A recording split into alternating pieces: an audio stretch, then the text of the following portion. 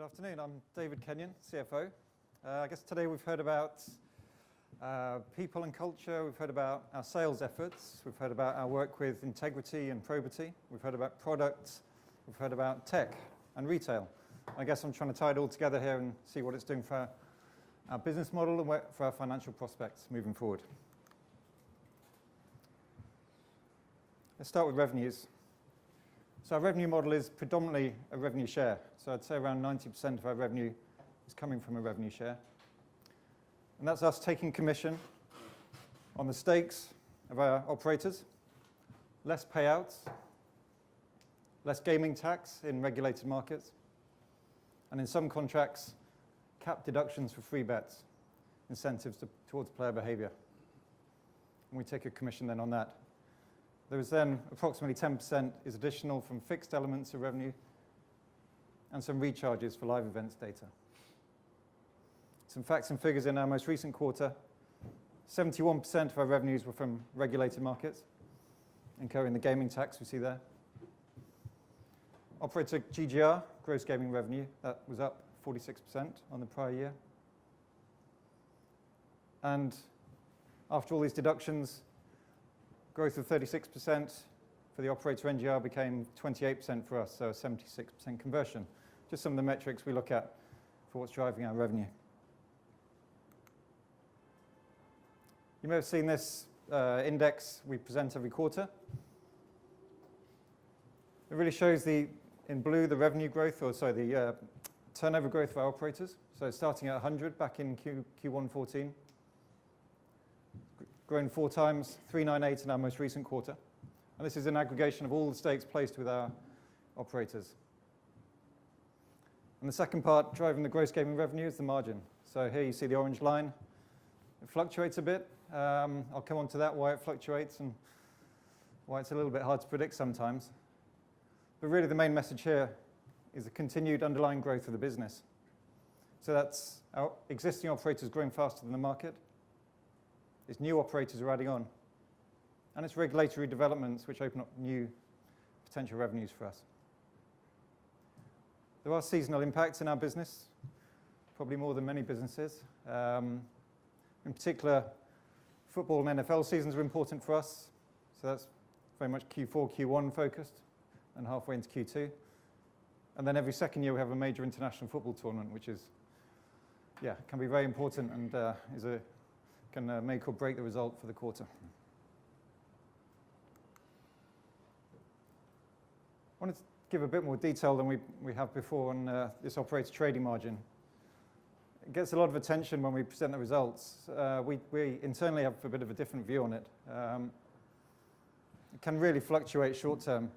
So what this graph is showing is a range over the last 2 years on a rolling weekly, monthly, quarterly, annual basis. In that last 2 years, what's been the highest and lowest trading margin we've seen?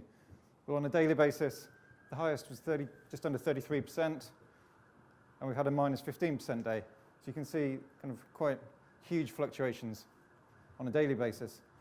But as the time period gets longer, the range gets smaller and smaller. So probably our worst rolling week has been 1.5%, our best 14%, so the range of 12.5%. And then that narrows on a quarterly basis, so 3.5% range, and down to under 2% on a full year basis. So I think the main message is, the way we looked at it, we don't worry if there are these short-term fluctuations. The real focus is on growing the turnover of the operators through new signings, through growing the existing ones as fast as we can, and the margin will ultimately be steady. So on a long-term basis, over the last 24 months, it's been 8%.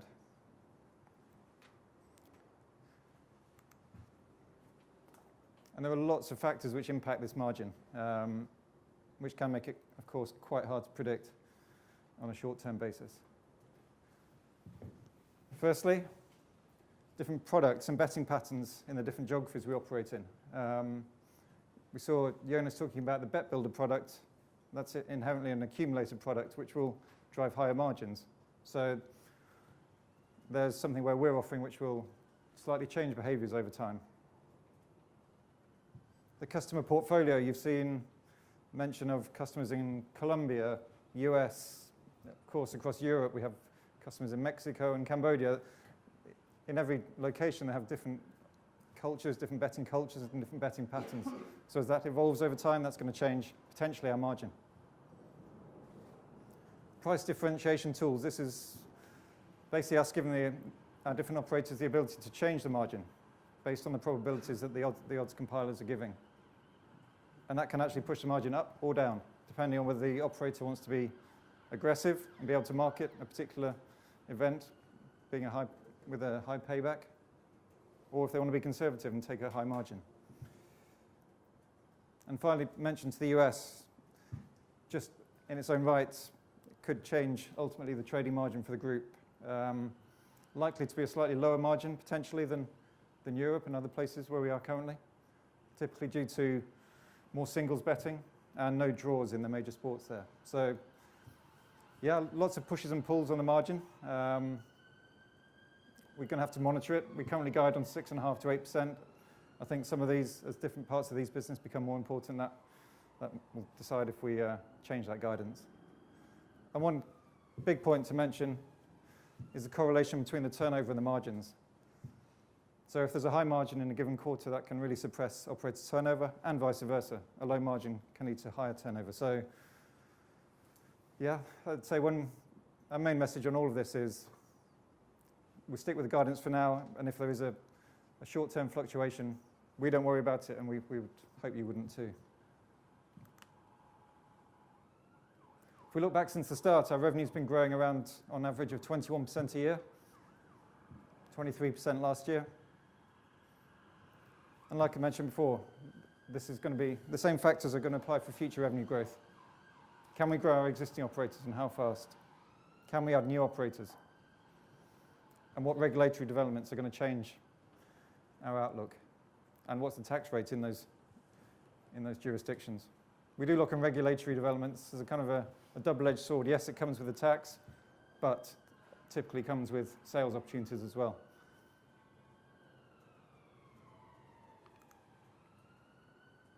So our costs are going up around 18% since we started. And I'd say that's really a deliberate level of investment that we've had since the start to build the market-leading sportsbook. Without doing that, we wouldn't have been able to sell to the 25 operators we've sold to so far, and all the great stuff you've heard about today. It's all driven by that deliberate level of cost growth. We have actually raised our cost guidance slightly going forward, 4 to 6% quarterly growth. I'd say that's a continued building of the sportsbook in line with what you've seen historically, but now we have this additional factor of regulation in the US, which is, for now at least, in the short term, driving additional cost.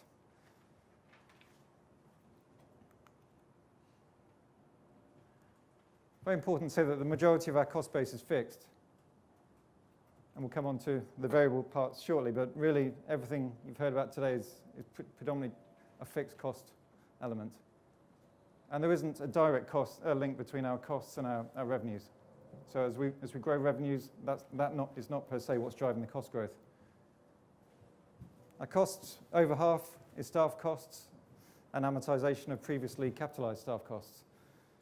And the rest is the office, it's marketing, it's travel, it's data to support the live events. So what are the 57% of our costs doing? The largest part is operating this market-leading sportsbook. It's the traders, it's the odds compilers, it's the event settlement, it's the event schedulers, it's all the IT support. But then you've heard today on all these different areas of the business which are driving additional cost. So expansion of offering for all operators. You've seen all elements of user experience. Automation is work to make us more efficient internally. Differentiation is the APIs that the other guys talked about. Retail, you've seen a whole piece on our channel expansion into retail. This is something we didn't do a large part of when we first started, and it's really developed as part of our business, and of course that brings costs with it. We expand into new markets, so we've seen listed here some of the main ones: the US, South Africa, South America. And we integrate new customers. As when they're signed, it's a relatively small chunk of the overall cost. It's fairly quick and easy. But yeah, it does come with, it's part of our resource goes into that.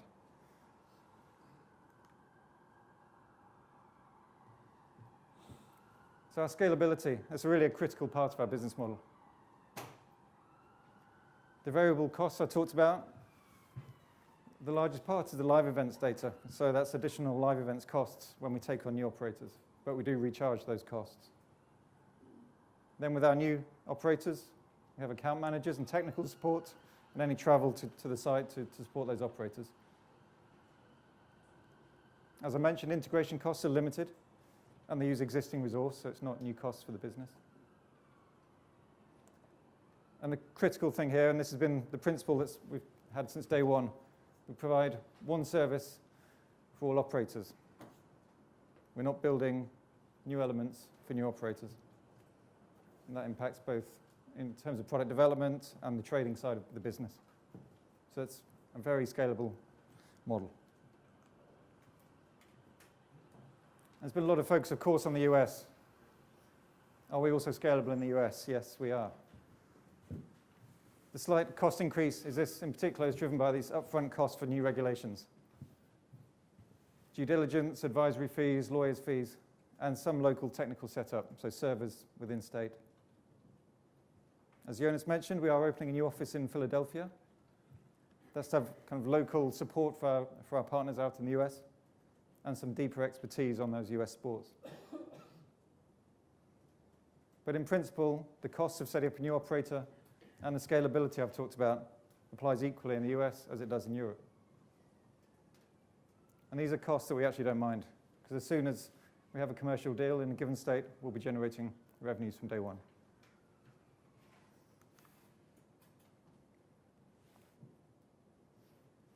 As I mentioned, we've, from the very start, had a deliberate strategy of investing and continue our cost growth. And that's really to build some clear water between us and the competitors. And we think that the setup we've got is extremely scalable, and we're going to carry on with it. And I think we've got a really strong platform for this in terms of our strong balance sheet. So at the end of Q1, we had net assets just under 61 million, with cash 33 million. We do capitalize our development costs. We had net intangibles of 13 million at the end of Q1. That's capitalized costs on development projects, which we're taking over 3 years. We're cash generative. We made 8.6 million extra cash in 2018 with a very high conversion from net profit to cash flow. It flows pretty much directly through to cash. One of the reasons why we've been so keen on building a strong balance sheet is for the impact it has on our commercial sales cycles. It's often the first question asked by operators. What's your balance sheet? Are you going to be around for 5, 10 years to support us? So clearly we want to be able to answer yes. And I'd say that along with our transparency as a listed company are two of the big factors that Max and his team use in the sales cycles. And I think just overall this strong balance sheet gives us a very high level of flexibility as we look forward, whether it's M&A or other uses of cash.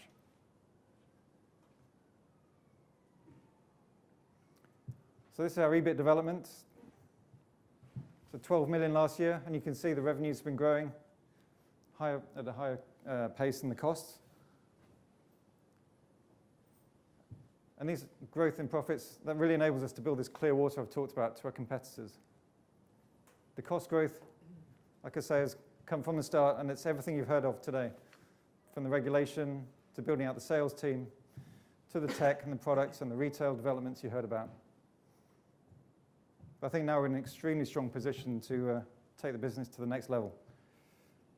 A wonderful customer portfolio, a market-leading product you've seen examples of today. Oliver talked about the regulation and our approach there. I think we're in a really strong position from a regulatory front. And the scalable business model I've described here. I think we're in a fantastic position for the future. And now I think it's a Q&A. And we have